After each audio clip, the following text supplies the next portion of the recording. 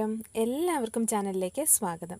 ഇന്ന് ഞാൻ വന്നിട്ടുള്ളത് ഒരു ഷോർട്ട് വീഡിയോ ആയിട്ടാണ്. നിങ്ങൾക്ക് ഒരുപാട് ഹെൽപ്ഫുൾ ആയിട്ടുള്ളൊരു വീഡിയോ ആണിത്. മാച്ച് ബോക്സിലെ ഒരു ആക്ടിവിറ്റിയാണ് ഇന്ന് നമ്മൾ ചെയ്യാൻ പോകുന്നത്. അപ്പോൾ നമ്മുടെ ക്ലാസ് തുടങ്ങുന്നതിനേക്കാളും മുൻപ് ഞാനൊരു കാര്യം പറയുകയാണ്. എന്നും പറയാറുള്ളത് പോലെ എൻ്റെ ചാനൽ സബ്സ്ക്രൈബ് ചെയ്യുക. ആ റെഡ് കളർ സബ്സ്ക്രൈബ് ബട്ടൺ ഉണ്ട്, അത് ക്ലിക്ക് ചെയ്യുക. സബ്സ്ക്രൈബ് ചെയ്യാൻ വലിയ പാടൊന്നും ഇല്ലല്ലോ അല്ലേ? അപ്പം ജസ്റ്റ് ആ ഒരു red colour subscribe button click ചെയ്യുക. അതിൻ്റെ തൊട്ടടുത്തായിട്ടൊരു ബെല്ലൈക്കൺ ഉണ്ട്, അതുകൂടി ഇനേബിൾ ചെയ്യുക. അതിനും കൂടി ക്ലിക്ക് ചെയ്യുമ്പോൾ നിങ്ങൾക്ക് ഓൾ എന്നുള്ളൊരു ഓപ്ഷൻ കാണും, അത് പ്രസ് ചെയ്ത് കൊടുക്കുക. അപ്പോൾ ഭാവിയിൽ ഞാൻ ഇനിയും വീഡിയോസ് ഇതുമായിട്ട് റിലേറ്റഡ് ആയിട്ടുള്ളത് ഇടുമ്പോൾ നിങ്ങൾക്ക് നോട്ടിഫിക്കേഷൻ കിട്ടും. അപ്പം എല്ലാവരും ചാനൽ സബ്സ്ക്രൈബ് ചെയ്യുക, വീഡിയോസ് എല്ലാം കാണുക, എന്നെ പ്രോത്സാഹിപ്പിക്കുക, ഹെൽപ്പ് ചെയ്യുക. അപ്പം നമുക്ക് വീഡിയോയിലേക്ക് കടക്കാം. How to write a review. നിങ്ങൾ ഏതൊരു ക്വസ്റ്റ്യൻ എടുത്തു വെച്ച് നോക്കിയാലും നിങ്ങൾക്ക് ചിലപ്പോൾ അതിൽ കാണാൻ പറ്റും ഒരു റിവ്യൂ എഴുതാനായിട്ടുള്ള ക്വസ്റ്റ്യൻ. അതിപ്പോൾ മാച്ച് ബോക്സിനെ മാത്രം ബേസ് ചെയ്തിട്ടല്ല. ഇപ്പോൾ നിങ്ങൾ ഹൊരിഗല്ലുവിനെ ബേസ് ചെയ്തിട്ട് വേണമെങ്കിൽ റിവ്യൂ എഴുതാൻ ചോദിക്കാം, അല്ലെങ്കിൽ 3 L's ഓഫ് എംപവർമെൻറ്റിനെ ബേസ് ചെയ്തിട്ട് റിവ്യൂ എഴുതാൻ ചോദിക്കാം, അല്ലെങ്കിൽ അവർ ഓഫ് ട്രൂത്ത് എന്നുള്ള ആ പ്ലേയെ ബേസ് ചെയ്തിട്ട് റിവ്യൂ എഴുതാൻ ചോദിക്കാം. അങ്ങനെയൊന്നുമില്ല. അപ്പം ഏത് വർക്കിനെ ബേസ് ചെയ്തിട്ട് വേണമെങ്കിലും ഒരു റിവ്യൂ എഴുതാൻ ചോദിക്കാം. അപ്പോൾ ജനറലായിട്ടാണ് ഞാനിന്ന് പറഞ്ഞു തരാൻ പോകുന്നത് എങ്ങനെ നമുക്ക് റിവ്യൂ എഴുതാമെന്ന്. അപ്പം നമ്മുടെ ഈ സെക്ഷൻ സ്റ്റാർട്ട് ചെയ്യുന്നതിന് മുൻപ് റിവ്യൂ എന്താണെന്ന് നിങ്ങൾക്ക് അറിയണ്ടേ? അപ്പം റിവ്യൂ എന്താണെന്ന് സോ റിവ്യൂ എന്ന് വെച്ചാൽ it is A critical appraisal of A book, A play or A film. ഒരു ബുക്കിൻ്റെയോ ഒരു ഫിലിമിൻ്റെയോ ഒരു നാടകത്തിൻ്റെയോ ക്രിട്ടിക്കൽ അപ്രൈസൽ. അതായത് നമ്മൾ ആ പ്ലേയെ അല്ലെങ്കിൽ ആ നാടകത്തെയോ അല്ലെങ്കിൽ ഫിലിമിനെയോ അല്ലെങ്കിൽ നോവലിനെയോ ക്രിട്ടിക്കലായിട്ട് വിലയിരുത്തുന്നു. വിമർശന ബുദ്ധിയോട് അല്ലെങ്കിൽ വിമർശനാത്മകതയോടുകൂടി നമ്മളൊരു വർക്കിനെ വിലയിരുത്തുന്നതിനെയാണ് റിവ്യൂ എന്ന് പറയുന്നത്. ഒരു വർക്ക് വായിക്കുമ്പോൾ നമുക്ക് എന്ത് തോന്നുന്നു, അതാണ് റിവ്യൂ. അപ്പം നിങ്ങൾ എപ്പോഴും റിവ്യൂ എഴുതുമ്പോൾ നിങ്ങളുടേതായ അഭിപ്രായമായിരിക്കണം റിവ്യൂവിൽ എഴുതേണ്ടത്. മാച്ച് ബോക്സ് എന്നുള്ള ലെസണിലൊരു റിവ്യൂ എഴുതാനായിട്ട് ക്വസ്റ്റ്യൻ ഉണ്ട്. ഞാനിപ്പോൾ എങ്ങനെ ജനറലായിട്ട് നമുക്കൊരു റിവ്യൂ എഴുതാം എന്ന് പറയാം. ബ്ലർബ് റൈറ്റിങ്ങിൻ്റെ കേസിൽ പറഞ്ഞ പോലെ റിവ്യൂ എഴുതാൻ പ്രത്യേകിച്ച് ഫോമാറ്റൊന്നും ഇല്ല. ബ്ലർബ് റൈറ്റിങ്ങിനും അങ്ങനെ ഫോമാറ്റൊന്നുമില്ല, അതുപോലെ റിവ്യൂ എഴുതാനും പ്രത്യേകിച്ച് ഫോമാറ്റൊന്നുമില്ല. പക്ഷേ റിവ്യൂ എഴുതുമ്പോൾ ചില കാര്യങ്ങൾ നമ്മൾ പ്രത്യേകം ശ്രദ്ധിക്കണം. ചില കാര്യങ്ങൾ എന്തായാലും നമ്മുടെ റിവ്യൂവിനുള്ളിൽ ഇൻക്ലൂഡ് ചെയ്യാനായിട്ട് ശ്രമിക്കണം. അങ്ങനെ ഇൻക്ലൂഡ് ചെയ്തെങ്കിൽ മാത്രമേ നമ്മുടെ റിവ്യൂ അത്യാവശ്യം ഒരു സ്റ്റാൻഡേർഡ് റിവ്യൂ ആയിട്ട് മാറത്തുള്ളൂ. അപ്പോൾ അതിന് വേണ്ടിയിട്ടാണ് ഞാനിവിടെ ഒരു ഫോർമാറ്റ് തന്നിരിക്കുന്നത്. റിവ്യൂ എഴുതുമ്പോൾ ഫസ്റ്റ് തന്നെ നിങ്ങൾ ആ വർക്ക് ഓഫ് ആർട്ട് ആരാണോ എഴുതിയത് ആ റൈറ്ററിനെ പറ്റിയിട്ടൊരു ഷോർട്ട് ഇൻട്രൊഡക്ഷൻ കൊടുത്തിരിക്കണം. ഹിയർ മാച്ച് ബോക്സ് എന്നുള്ള വർക്ക് എഴുതിയിരിക്കുന്നത് ആശാപൂർണ ദേബിയാണ്. തീർച്ചയായിട്ടും മാച്ച് ബോക്സിൻ്റെ റിവ്യൂ എഴുതുമ്പോൾ നിങ്ങൾ ഫസ്റ്റ് ആശാപൂർണ ദേബിയെ പറ്റിയിട്ട് മെൻഷൻ ചെയ്തിരിക്കണം. അപ്പോൾ ഒരു റൈറ്ററെ പറ്റിയിട്ട് ജനറലായിട്ട് എന്തൊക്കെ കാര്യങ്ങൾ മെൻഷൻ ചെയ്യാൻ പറ്റും? ജനറലായിട്ട് കുറേ കാര്യങ്ങൾ നമുക്ക് പറയാൻ പറ്റും. ആ റൈറ്റർ എന്ന് പറയുമ്പോൾ ഇങ്ങനെയാണ്, അവർ ഒരു വേഴ്സറ്റൈൽ ജീനിയസ് ആണെന്ന് പറയാൻ പറ്റും. അവർ ലിറ്റററി ഒരു വേൾഡിന് ഒരുപാട് കോൺട്രിബ്യൂഷൻസ് തന്നിട്ടുണ്ടെന്ന് പറയാൻ പറ്റും. അപ്പോൾ അങ്ങനെയുള്ള കാര്യങ്ങളൊക്കെ ഇൻക്ലൂഡ് ചെയ്തിട്ട് വേണം ആ റൈറ്ററെ പറ്റിയിട്ട് എഴുതാൻ.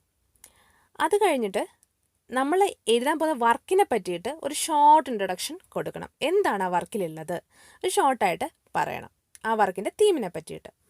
അത് കഴിഞ്ഞ് ടൈറ്റിലിൻ്റെ ഇമ്പോർട്ടൻസ് എന്താണെന്ന് വെച്ചാൽ അത് പറയണം, സിഗ്നിഫിക്കൻസ് ഓഫ് ദ ടൈറ്റിൽ. ഇതിപ്പോൾ എല്ലാം തുടരെ പറയണം എന്നൊന്നുമില്ല. ആദ്യം എന്തായാലും നിങ്ങൾ റൈറ്ററെ പറ്റി എഴുതിയിരിക്കണം. പിന്നെ നിങ്ങൾ എവിടെയെങ്കിലും ആ ഒരു ടൈറ്റിലിൻ്റെ സിഗ്നിഫിക്കൻസ് പറഞ്ഞാൽ മതി.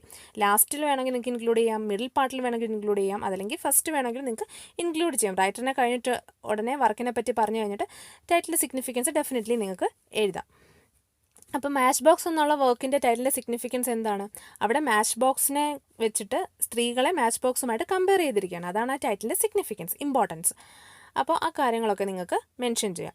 മാച്ച് ബോക്സ് എന്ന് പറയുമ്പോൾ വളരെ മീക്കായിട്ടും ഇന്നസെൻ്റായിട്ടും അത് ഇരിക്കുകയാണ്, പക്ഷേ അതിന് ഭയങ്കര പവറുണ്ട്. ലൈക്ക് വിമണിനും നല്ല പവറുണ്ട്, പക്ഷേ അവരും മീക്ക് ആൻഡ് ഇന്നസെൻ്റ് ആയിട്ടാണ് റിമൈൻഡ് ചെയ്യുന്നത്. അതുകൊണ്ടാണ് റൈറ്റർ മാച്ച് ബോക്സ് എന്നുള്ള ടൈറ്റിൽ ഈ ഒരു പെർട്ടിക്കുലർ വർക്കിന് കൊടുത്തിരിക്കുന്നത്. അത് ആപ്റ്റ് ആയിട്ടുള്ള ടൈറ്റിലാണ് എന്നൊക്കെ പറഞ്ഞ് നിങ്ങൾക്ക് എഴുതാം. പിന്നെ genre of the book or narrative style. Genre means ഏത് ലിറ്റററി ടൈപ്പാണ്? ഷോർട്ട് സ്റ്റോറി ആണോ, പ്ലേ ആണോ, അല്ലെങ്കിൽ നോവലാണോ, അതല്ലെങ്കിൽ അനക്ഡോട്ടാണോ, അങ്ങനെയുള്ള എക്സ്ട്രാക്റ്റ് ആണോ, അങ്ങനെയുള്ള കാര്യങ്ങൾ. അതാണ് ജാനർ എന്ന് പറയുന്നത്. ഏത് ലിറ്റററി ടൈപ്പാണെന്നുള്ള കാര്യം. അനക്ഡോട്ടാണോ, ഷോർട്ട് സ്റ്റോറിയാണോ, അങ്ങനെയുള്ള കാര്യം. അപ്പം മാച്ച് ബോക്സ് എന്ന് പറഞ്ഞൊരു ഷോർട്ട് സ്റ്റോറിയാണ്. അപ്പം അതും മെൻഷൻ ചെയ്യുക. അതൊരു ഷോർട്ട് സ്റ്റോറിയാണ്, ആശാപൂർണ ദേവിയുടെ ഷോർട്ട് സ്റ്റോറിയാണ്, മാച്ച് ബോക്സ് എന്ന് മെൻഷൻ ചെയ്താൽ മതി. അത് കഴിഞ്ഞ് നറേറ്റീവ് സ്റ്റൈൽ. നറേറ്റീവ് സ്റ്റൈലിനുള്ളിൽ വരുന്നത് ഏതൊക്കെ ടൈപ്പ് ഓഫ് നറേറ്റേഴ്സാണ് അതിനെപ്പറ്റി ഡീറ്റെയിൽഡ് ആയിട്ട് ഞാൻ പറയാം. അപ്പോൾ നിങ്ങൾ നോക്കാം, നറേറ്റീവ് ടെക്നിക്ക് എന്ന് പറയുമ്പോൾ എന്താണെന്ന് നോക്കാം. A person who narrates something, especially a character who recounts the events of a novel or narrative poem. അപ്പം എന്താണ് ശരിക്കും നറേറ്റീവ് ടെക്നിക്ക് എന്ന് വെച്ചാൽ, അതായത് a person who narrates something, story ഇങ്ങനെ പ്രോഗ്രസ് ചെയ്യുമ്പോൾ, സ്റ്റോറി നടക്കുമ്പോൾ ആ സ്റ്റോറി നറേറ്റ് ചെയ്യുന്ന, ആ സ്റ്റോറി പറയുന്നത് ആരാണ്, അതാണ് ഈ നറേറ്റീവ് ടെക്നിക്കിനുള്ളിൽ വരുന്നത്. ഒരു ക്യാരക്ടറായിരിക്കാം ചിലപ്പോൾ സ്റ്റോറി പറയുന്നത്. അപ്പം അതാണ് ഈ നറേറ്റീവ് ടെക്നിക്കിനുള്ളിൽ വരുന്നത്. 3 തരത്തിലുള്ള നറേറ്റീവ് ടെക്നിക്സ് ഉണ്ട്. First person narrative, second person narrative, third person narrative. First person narrative ആണെങ്കിൽ എപ്പോഴും ഞാൻ എന്ന് പറഞ്ഞുകൊണ്ടായിരിക്കും കഥ സ്റ്റാർട്ട് ചെയ്യുന്നത്. ഞാൻ അങ്ങോട്ട് പോയപ്പോൾ ഞാൻ കണ്ടൊരു കാഴ്ചയായിരുന്നു ഇത് എന്ന് പറഞ്ഞുകൊണ്ട്. എക്സാമ്പിൾ പറഞ്ഞാൽ ഹൊരിഗല്ലു എന്നുള്ള ആ പർട്ടിക്കുലർ സ്റ്റോറി എടുത്തു കഴിഞ്ഞാൽ അത് സുധാമൂർത്തിയുടെ എക്സ്പീരിയൻസ് ആണ് സുധാമൂർത്തി പറയുന്നത്. ഞാൻ ഇങ്ങനെ എൻ്റെ കുട്ടിക്കാലത്ത് സമ്മർ വെക്കേഷൻസ് സ്പെൻഡ് ചെയ്യുമ്പോൾ ഞാൻ എൻ്റെ മുത്തശ്ശൻ ഇങ്ങനെ ഇരുന്ന് കാര്യം പറയുന്നത് ഞാൻ ശ്രദ്ധിക്കാറുണ്ടായിരുന്നു. ഷഹീൻ മിസ്ട്രിയുടെ സ്റ്റോറി എടുത്ത് നോക്കിയേ, ദീദിക്കകത്ത് എന്താണ്, അതും ഫസ്റ്റ് പേഴ്സൺ നറേറ്റീവാണ്. ഇനി സെക്കൻഡ് പേഴ്സൺ നറേറ്റീവ്, നിങ്ങൾക്ക് അത് അനുഭവപ്പെട്ടില്ലേ, നിങ്ങൾക്ക് യു എന്ന് പറഞ്ഞുകൊണ്ട് സ്റ്റാർട്ട് ചെയ്യുന്നതാണ്. യു അല്ലെങ്കിൽ യുവർ എന്ന് പറഞ്ഞുകൊണ്ട് കഥ പറയുന്നതാണ് സെക്കൻഡ് പേഴ്സൺ നറേറ്റീവ്. ഇനി തേർഡ് പേഴ്സൺ നറേറ്റീവ് വന്നിട്ട് ഷീ, ഹി, അവൻ, അവൾ, അവളുടെ ജീവിതത്തിൽ അങ്ങനെ സംഭവിച്ചു, അങ്ങനെ പറയുന്നതാണ്. മറ്റൊരാളുടെ കഥ നമ്മൾ പറയുന്നു, അതാണ് തേർഡ് പേഴ്സൺ നറേറ്റീവ്. അപ്പോൾ ഇത്രയാണ് നറേറ്റീവ് ടെക്നിക്സ്. അപ്പോൾ നിങ്ങളുടെ മനസ്സിൽ സ്വാഭാവികമായിട്ടും ഒരു സംശയം ഉണ്ടാവും, മാച്ച് ബോക്സ് എന്നുള്ള സ്റ്റോറി ഏത് നറേറ്റീവാണെന്ന്. മാച്ച് ബോക്സ് എന്നുള്ള സ്റ്റോറി ഫസ്റ്റ് പറയുന്നത് ആരാണ്? ആശാപൂർണ ദേവിയാണ് പറയുന്നത്, അല്ലേ? മാച്ച് ബോക്സിനെ സ്ത്രീകളുമായിട്ട് കമ്പയർ ചെയ്യാം. നിങ്ങൾക്ക് അങ്ങനെ സംശയമുണ്ടോ? ഉണ്ടെങ്കിൽ ദേ ആ 3 നിലയുള്ള കെട്ടിടത്തിലേക്ക് നോക്കൂ. അങ്ങനെ പറഞ്ഞുകൊണ്ടാണ് ആ സ്റ്റോറി സ്റ്റാർട്ട് ചെയ്യുന്നത്, അല്ലേ? പിന്നീട് ഇങ്ങോട്ട് വരുന്നത് തേർഡ് പേഴ്സൺ നറേറ്റീവാണ്. അതായത് ആ ഒരു ലേഡിയുടെ, അതായത് നൊമിതയുടെ ജീവിതത്തെ പറ്റിയിട്ട് ഉള്ളൊരു ഡിസ്ക്രിപ്ഷൻ, അത് തേർഡ് പേഴ്സൺ നറേറ്റീവായിട്ട് വരും. അപ്പോൾ അതാണ് നറേറ്റീവ് ടെക്നിക്സ്. അപ്പം അത് ജസ്റ്റ് ഒന്ന് മെൻഷൻ ചെയ്യുക. മെൻഷൻ ചെയ്തില്ലെങ്കിലും കുഴപ്പമില്ല, പക്ഷെ ഒന്ന് മെൻഷൻ ചെയ്താൽ നല്ലതായിരിക്കും. ഇനി background story related to the work.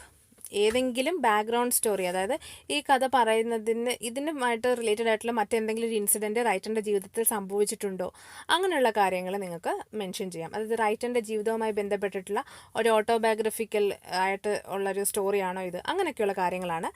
അത് വേണമെങ്കിൽ നിങ്ങൾക്ക് മെൻഷൻ ചെയ്യാം. പിന്നെ കോഡ്സ്, ടെക്സ്റ്റിൽ നിന്ന്, ആ ഷോർട്ട് സ്റ്റോറിയിൽ നിന്ന് എടുത്തിട്ടുള്ള കോഡ്സ് അവിടെ ഇവിടെയൊക്കെ ആയിട്ട് കൊടുത്തു കഴിഞ്ഞാൽ കുറച്ചുകൂടി അത് മാർക്ക് സ്കോറിംഗ് ആയിട്ടുള്ളൊരു ടെക്നിക്കാണ്. പിന്നീട് പ്രോപ്പറായിട്ടൊരു കൺക്ലൂഷൻ വേണം. ഇതൊക്കെ കൊണ്ടാണ് ഈ സ്റ്റോറി ഇങ്ങനെ പറയുന്നത് എന്നുള്ള രീതിയിൽ പ്രോപ്പറായിട്ട് conclusion, this can be concluded that, it can be concluded that, അങ്ങനെയൊക്കെ പറഞ്ഞിട്ട് നമുക്ക് ഒരു പ്രോപ്പർ കൺക്ലൂഷൻ വേണം. അപ്പോൾ ഇത്രയും കാര്യങ്ങൾ മസ്റ്റായിട്ടും റിവ്യൂവിനകത്ത് ഉണ്ടായിരിക്കണം. ഇനി നമുക്ക് ഒരു കാര്യം നോക്കാം. എപ്പോഴും നമ്മൾ എങ്ങനെയാണ് ഒരു റൈറ്ററെ പറ്റിയിട്ട് ജനറലായിട്ട് നമുക്ക് ഒരു ഇൻട്രൊഡക്ഷൻ എഴുതാൻ പറ്റുക എന്നുള്ള കാര്യങ്ങളാണ് ഇനി പറയാം. അതായത് ജസ്റ്റ് നിങ്ങൾ ഈ സെൻറ്റൻസസ് പഠിച്ചു വെച്ചിരുന്നാൽ മതി. ഇപ്പോൾ എക്സാമ്പിൾ പറഞ്ഞാൽ ആശാപൂർണ ദേവിയെ പറ്റിയിട്ടാണ് ഒരു ഫസ്റ്റ് ലൈനിൽ ഒരു ഇൻട്രൊഡക്ഷൻ എഴുതേണ്ടത് എന്നുണ്ടെങ്കിൽ ഈ ജസ്റ്റ് 4 സെൻറ്റൻസിൽ ഏതെങ്കിലും ഒരു സെൻറ്റൻസ് പഠിച്ചു വെച്ചിട്ട് എഴുതുക. ഈ ഡാഷ് ഇട്ടേക്കുന്ന എഴുതുക, Ashapurna Devi is a highly influential writer in the world of literature. ആ ഒരു സെൻറ്റൻസ് മതി, ജനറലാണ്. ഇപ്പോൾ ആശാപൂർണ ദേവിയെ പറ്റി അല്ലെങ്കിൽ വേറെ ഏതെങ്കിലും ഒരു റൈറ്റർ, സുധാമൂർത്തിയെ പറ്റിയിട്ടാണെങ്കിൽ അതും എഴുതാം. Sudha Murthy is a highly influential writer in the world of literature. ഇനി കുറച്ചുകൂടി വലിയ സെൻറ്റൻസ് വേണമെന്നുണ്ടെങ്കിൽ Sudha Murthy is a famous writer who contributed different styles and technique to literary world. ഒരു ഇൻട്രൊഡക്ഷനായി, ജനറൽ ഇൻട്രൊഡക്ഷനായി. അതല്ല എന്നുണ്ടെങ്കിൽ ഇങ്ങനെ എഴുതാം, Ashapurna Devi is a prominent writer who honoured with many awards for her contribution to as a പോയറ്റാണ് ഈ പോയറ്റ്, നോവലിസ്റ്റ് ആണെങ്കിൽ നോവലിസ്റ്റ്, അങ്ങനെ. ഇനി ഇതല്ല, നിങ്ങൾ ഒരു മെയിൽ ഫിഗറിനെ പറ്റിയിട്ടാണ് പറയുന്നതെങ്കിൽ, MT വാസുദേവൻ നായരെ പറ്റിയിട്ടാണ് നിങ്ങൾ പറയുന്നതെങ്കിൽ അങ്ങനെ നിങ്ങൾക്ക് എഴുതാം. MT Vasudevan Nair is a prominent writer who honoured with many awards for his contribution to as a poet, അങ്ങനെ എഴുതാം. അപ്പോൾ അതൊക്കെ നിങ്ങളുടെ ചോയ്സാണ്. ആണാണെങ്കിൽ ഹിസ്സും പെണ്ണാണെങ്കിൽ ഹെറും ഒക്കെ ചേർത്തിട്ട് വേണം എഴുതാൻ. അല്ലെങ്കിൽ ഇങ്ങനെ എഴുതാം, Ashapurna Devi widely regarded as the greatest writer in English language. അപ്പം ഇതിലേതെങ്കിലുമൊക്കെ പഠിച്ചു വെച്ചേക്കുക കേട്ടോ. അപ്പം നിങ്ങളുടെ കുറച്ച് ഇംഗ്ലീഷിൽ പാടുള്ളവർക്കൊക്കെ മാർക്ക് സ്കോർ ചെയ്യാൻ പറ്റും, തെറ്റില്ലാതെ എഴുതി മാർക്ക് സ്കോർ ചെയ്യാൻ പറ്റും. അപ്പോൾ ഇതിലേതെങ്കിലും ഒരു സെൻറ്റൻസ് പഠിച്ചു വെച്ചേക്കാം. ഇനി 4 സെൻറ്റൻസും പഠിച്ചു വെച്ചാൽ 4 ആൻസേഴ്സിൽ നിങ്ങൾക്കിത് ഇൻക്ലൂഡ് ചെയ്യാം. അപ്പോൾ അതിനുവേണ്ടി നിങ്ങളെ ഹെൽപ്പ് ചെയ്യാൻ വേണ്ടിയിട്ടാണ് ഈ ഒരു പെർട്ടിക്കുലർ നിങ്ങളെ ഹെൽപ്പ് ചെയ്യാൻ വേണ്ടിയിട്ട് ഈ 4 സെൻറ്റൻസസ് ഞാൻ തന്നത്. അപ്പോൾ ഏത് റൈറ്ററാണോ അവരുടെ പേര് ആ ഡാഷ് ഇട്ടേക്കുന്നിടത്ത് ചേർക്കുക, ബാക്കി നിങ്ങൾ പഠിച്ചു വെച്ചേക്കാം. അപ്പോൾ അത്രയേ ഉള്ളൂ റിവ്യൂ എഴുതുന്ന കാര്യത്തിൽ നമ്മൾ ഓർത്ത് വെക്കേണ്ടതായിട്ടുള്ളത്. അതായത് ഒരു ഇൻട്രൊഡക്ഷൻ വേണം, പിന്നെ അതുപോലെ തീമിനെ പറ്റിയിട്ടൊരു ഇൻട്രൊഡക്ഷൻ വേണം, ടൈറ്റിലിൻ്റെ സിഗ്നിഫിക്കൻസ് എഴുതണം, അങ്ങനെയുള്ള കുറേ കാര്യങ്ങൾ ചേർത്ത് നിങ്ങൾ റിവ്യൂ മനോഹരമായിട്ട് എഴുതുക. ഇനി ഞാനൊരു സാമ്പിൾ റിവ്യൂ ആണ് കാണിക്കാൻ പോകുന്നത്. എന്നിട്ട് ഞാൻ പറയാം എന്തൊക്കെയാണ് നമ്മൾ ഈ പറഞ്ഞ പോയിന്റ്സ് ഒക്കെ എങ്ങനെ ഇൻക്ലൂഡ് ചെയ്തിട്ടുണ്ടെന്ന് പറയാം. അപ്പോൾ ഇതാണൊരു സാമ്പിൾ റിവ്യൂ. നോക്കുക.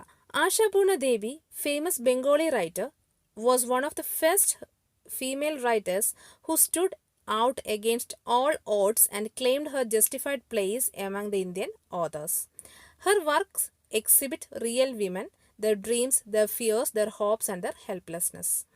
ഈ ഒരു പെർട്ടിക്കുലർ ഇൻട്രോ നിങ്ങൾ പഠിച്ചു വെച്ചിട്ട് നിങ്ങൾക്ക് വേറെ ഏത് റൈറ്ററെ പറ്റിയിട്ടും എഴുതാൻ പറ്റും. ഫീമെയിൽ ആയിരിക്കണം എന്ന് മാത്രം. അപ്പോൾ ഏത് റൈറ്ററെ പറ്റിയിട്ടും നിങ്ങൾക്ക് ഇങ്ങനെ എഴുതാം.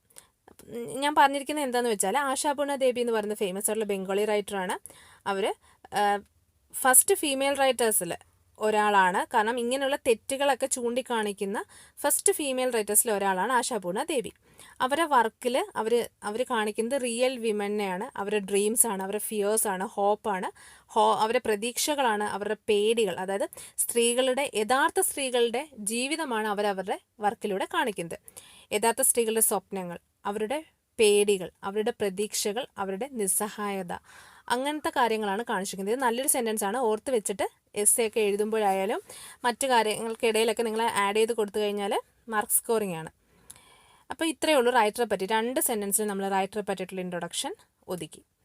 ഞാൻ പാരഗ്രാഫ് തിരിച്ച് കൊടുത്തിരിക്കുന്നത് എന്തിനാണെന്ന് അറിയോ? നിങ്ങൾക്ക് ജസ്റ്റ് ഒന്ന് മനസ്സിലാവാൻ വേണ്ടിയിട്ട് കേട്ടോ. അപ്പോൾ റൈറ്ററെ പറ്റിയിട്ട് 2 സെൻറ്റൻസിൽ നമ്മൾ ആ ഇൻട്രൊഡക്ഷൻ ഒതുക്കി.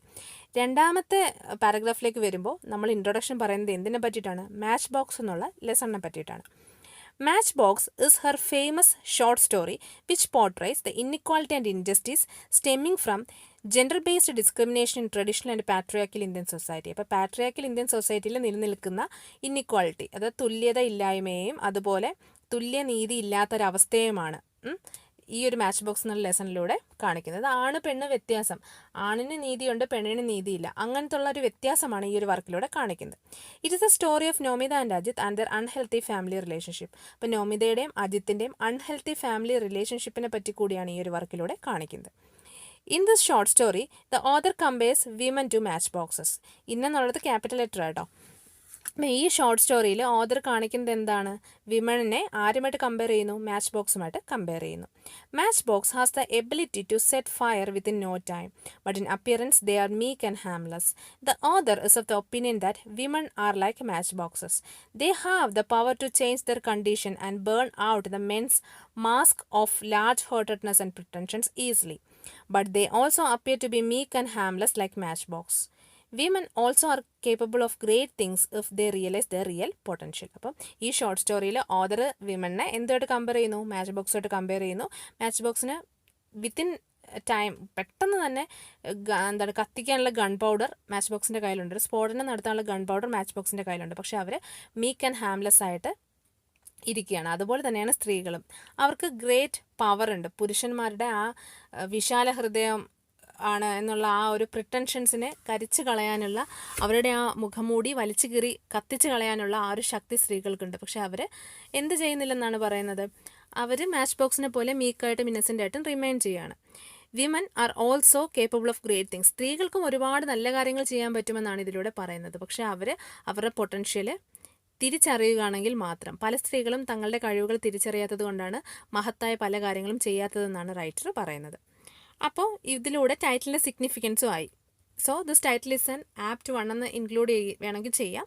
ഞാനിവിടെ ചെയ്തിട്ടില്ല, നിങ്ങൾക്ക് വേണമെങ്കിൽ അങ്ങനെ ഇൻക്ലൂഡ് ചെയ്യാം കേട്ടോ. അപ്പോൾ ടൈറ്റിലിൻ്റെ സിഗ്നിഫിക്കൻസും ആയി. ഇനി അടുത്ത് പറയാൻ പോകുന്നത് ക്യാരക്ടറിനെ പറ്റി, ആ സ്റ്റോറി ലൈൻ പറയാണ്. Central character of the story is Nomida is a typical Indian wife who does not realize her true potential. She remains blind between her love of her husband and responsibilities. The story is narrated in her point of view. Nomita is born and brought up as the daughter of a poor widow. അപ്പോൾ ഈ story Namitha എന്നുള്ള ക്യാരക്ടറിനെ പറ്റിയിട്ടാണ് പറയുന്നത്. നമിത ഒരു Indian വൈഫാണ്. അവളുടെ യഥാർത്ഥ കഴിവുകൾ തിരിച്ചറിയാത്ത ഒരു പാവപ്പെട്ട ഒരു ഇന്ത്യൻ വൈഫാണ്. അവൾ അവളുടെ ഹസ്ബൻഡിനോടും അവളുടെ ഉത്തരവാദിത്തങ്ങളോടുമുള്ള സ്നേഹം കാരണം പലതിൻ്റെ മുന്നിൽ അന്ധയായി നിൽക്കേണ്ട ഒരവസ്ഥയാണ്. ഒന്നും കാണാതെ നിൽക്കേണ്ടി വരുന്ന ഒരവസ്ഥയിൽ ജീവിക്കുന്ന ഒരു പെൺകുട്ടിയാണ് നമിത.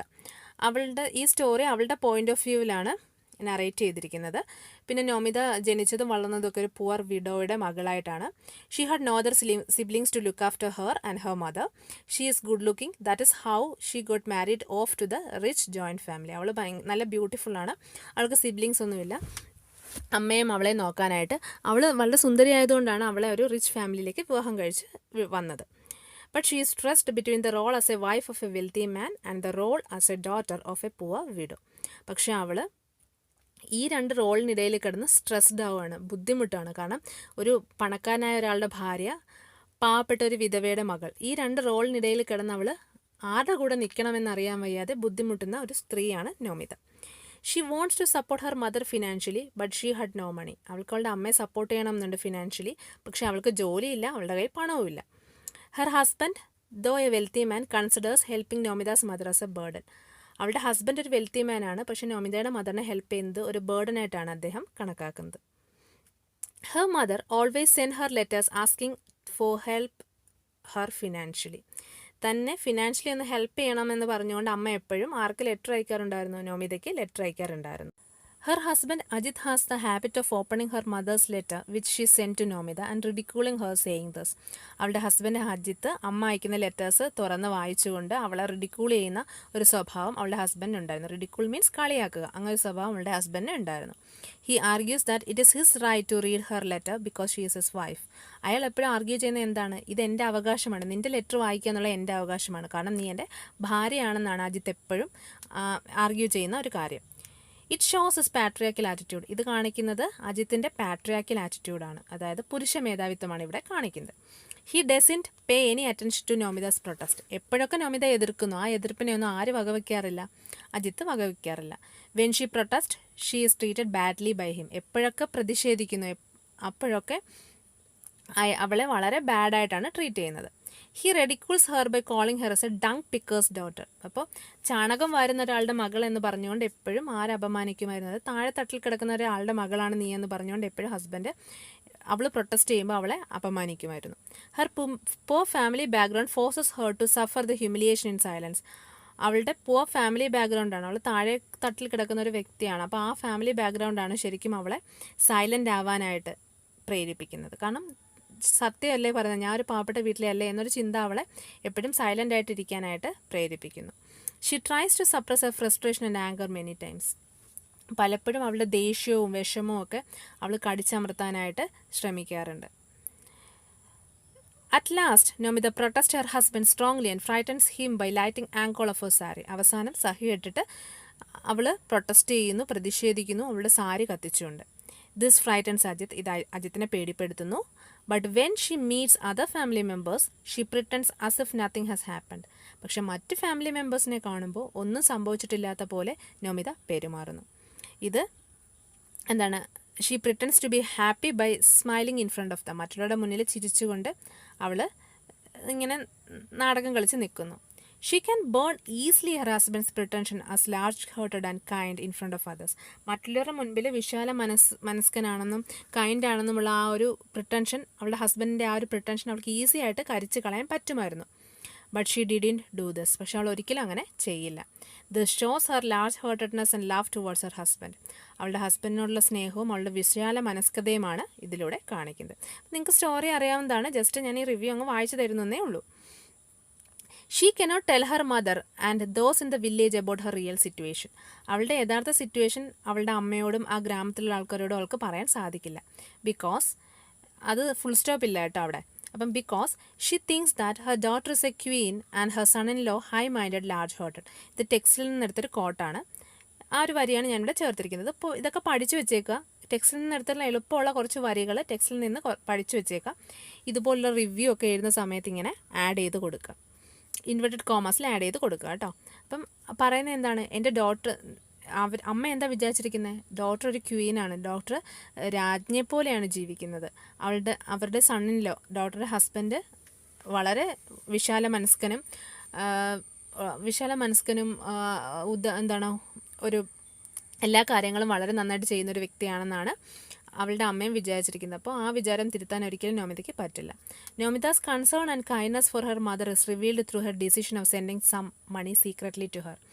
അമ്മയോടുള്ള സ്നേഹവും പരിഗണനയും കാണിക്കുന്ന ഒരു ഇൻസിഡൻ്റ് ആണിത്. കാരണം നോമിത സീക്രട്ടായിട്ട് അമ്മയ്ക്ക് കുറച്ച് പൈസ അയച്ചു കൊടുക്കാമെന്ന് വിചാരിക്കുന്നു. അത് അവളുടെ വിശാല മനസ്കതയും അവളുടെ അമ്മയോടുള്ള സ്നേഹവുമാണ് കാണിക്കുന്നത്. ഇനി നമ്മൾ ജനറലായിട്ട്, ഇത്രയുമാണ് ഈ കഥയുടെ ഒരു സ്റ്റോറി ലൈൻ. ഇനി നമ്മൾ ജനറലായിട്ട് കുറച്ച് കാര്യങ്ങൾ പറയാണ്. In many Indian families we can see character like Nomita. പല ഇന്ത്യൻ ഫാമിലീസിലും നോമിതയെ പോലത്തെ ക്യാരക്ടറിനെ നമുക്ക് കാണാൻ സാധിക്കും. They are not allowed to express their emotions and forced to suppress their emotions and remain silent. അവർക്കൊക്കെ എന്ത് പറ്റില്ല, തങ്ങളുടെ ഇമോഷൻസ് എക്സ്പ്രസ് ചെയ്യാൻ പറ്റുന്നില്ല. അവർ തങ്ങളുടെ ഇമോഷൻസ് മനസ്സിനുള്ളിൽ അടിച്ചമർത്ത വെക്കാനായിട്ട് ഫോഴ്സ് ചെയ്യപ്പെടുകയാണ്. അതുപോലെ മിണ്ടാതിരിക്കാനും ദേഷ്യം കാണിക്കാൻ പറ്റാതെ മനസ്സിനുള്ളിൽ വെച്ച് സൈലൻ്റ് ആയിട്ടിരിക്കാനായിട്ട് പ്രേരിപ്പിക്കപ്പെടുന്ന കുറേ ഇന്ത്യൻ ഫാമിലീസിലൊക്കെ ഇങ്ങനെയുള്ള ലേഡീസ് ഉണ്ടെന്നാണ് നമ്മൾ ജനറലായിട്ട് പറഞ്ഞു വെക്കുന്നത്. Most of the women are unemployed. മിക്കവാറുമുള്ള സ്ത്രീകളെല്ലാം അൺഎംപ്ലോയിഡ് ആണ്. And they remain financially and mentally insecure under the 4 walls of the house. വീടിൻ്റെ 4 ചുമരുകൾക്കുള്ളിൽ ഇൻസെക്യൂർഡായിട്ടും അതുപോലെ ഫിനാൻഷ്യലി മെൻ്റലി ഇൻസെക്യൂർഡായിട്ട് റിമൈൻ ചെയ്യാനാണ് മിക്ക സ്ത്രീകൾക്കും സാധിക്കുന്നത്. അതായത് കയ്യിൽ കാശില്ല, ജോലിയില്ല. അപ്പോൾ അവരെന്ത് ചെയ്യണം, അവർ വീടിൻ്റെ 4 ചുവരുകൾക്കുള്ളിൽ ഒതുങ്ങി കൂടുകയാണ്. They didn't get proper attention and mental support. It makes them stressful. അവർക്ക് പ്രോപ്പർ അറ്റൻഷൻ കിട്ടുന്നില്ല, അവരെ ആരും ശ്രദ്ധിക്കുന്നില്ല, അവർക്കൊരു സപ്പോർട്ട് കൊടുക്കുന്നില്ല. അങ്ങനെ അവർ ഭയങ്കര സ്ട്രെസ്ഫുള്ളായിട്ട് ജീവിതം തള്ളി നീക്കുന്നു. The author says that silence of women like Nomida encourages men to continue their ill treatment.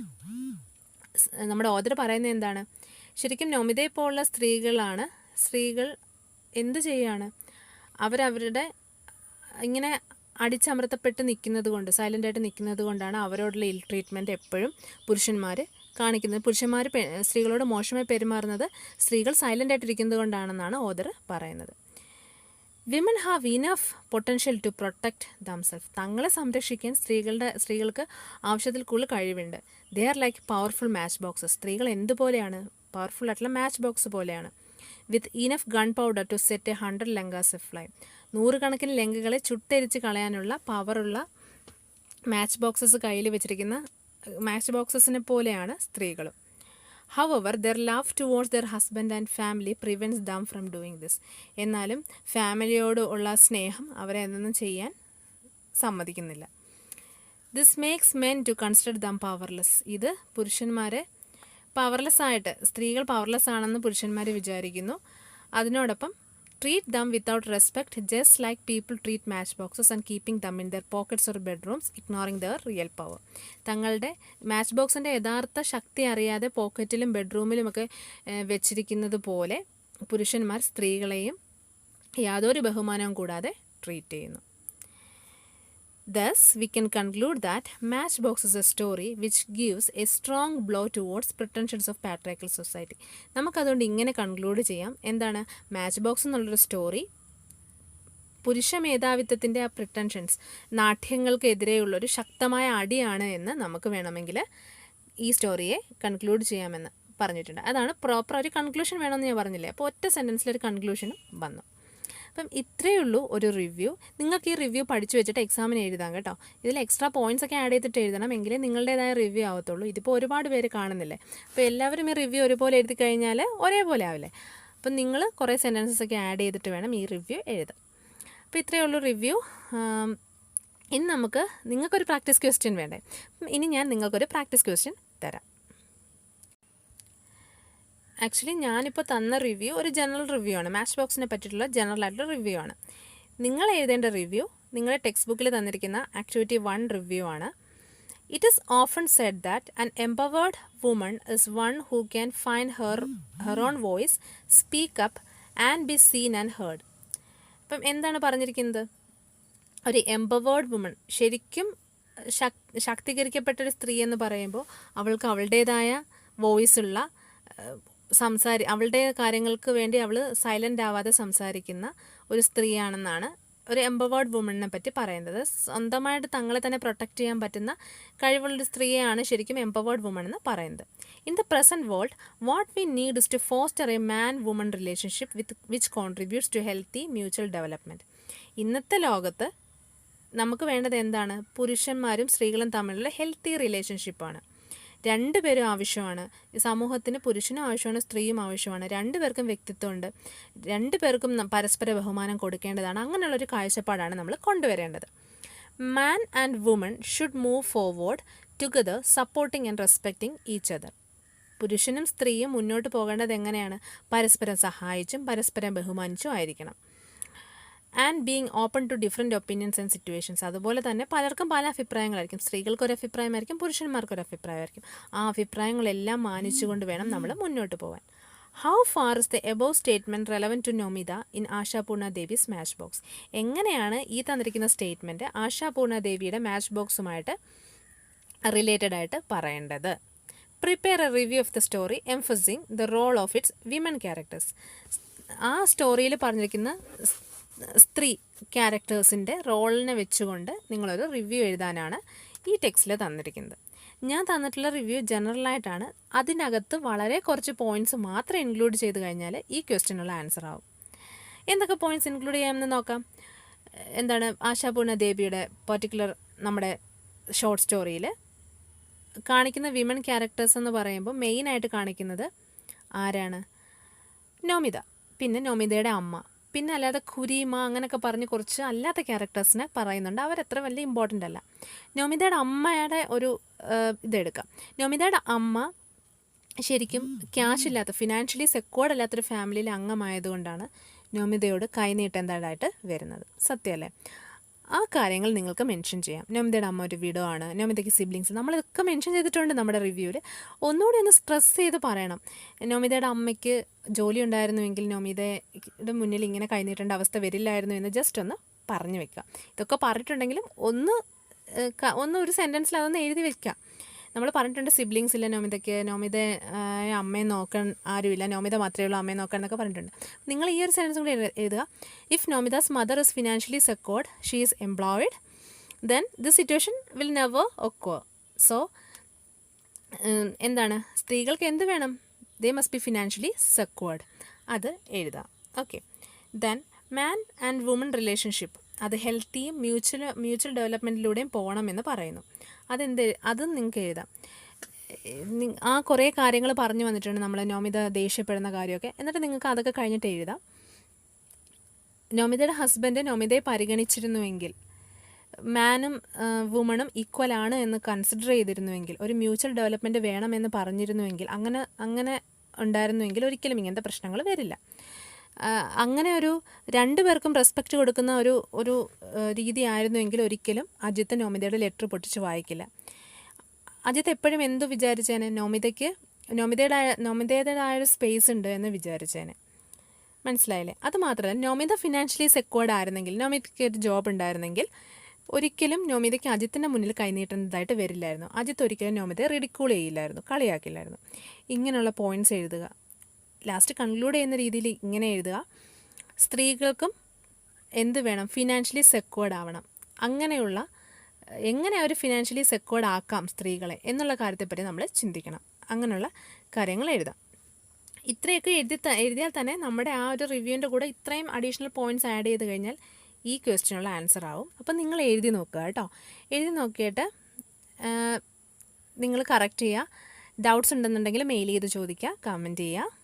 അപ്പോൾ ഇത്രയൊക്കെ ഉള്ളൂ നമ്മുടെ റിവ്യൂ റൈറ്റിംഗ്. എല്ലാവരും എഴുതി നോക്കുക കേട്ടോ. മടിയൊന്നും കാണിക്കാണ്ട് എഴുതി നോക്കുക. എൻ്റെ ടിപ്സ് എല്ലാവരും മനസ്സിൽ വെക്കുക, എങ്ങനെ നന്നായിട്ട് റിവ്യൂ എഴുതാം എന്നുള്ളത്. അപ്പോൾ അത്രയേ ഉള്ളൂ. വീഡിയോ കണ്ട എല്ലാവർക്കും നന്ദി.